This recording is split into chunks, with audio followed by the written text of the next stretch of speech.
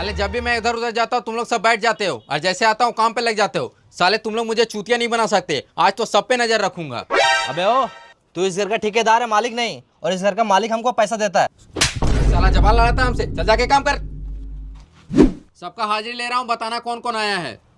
केदार सिंह आए हैं। संजय साव आए हैं। भाई चंदन नहीं आया, उसका भी हाजिर बना दो ना। साला जब चंदन आए नहीं तो उसका हाजिरी कैसे बना दूं? फ्री पकड़े पैसे।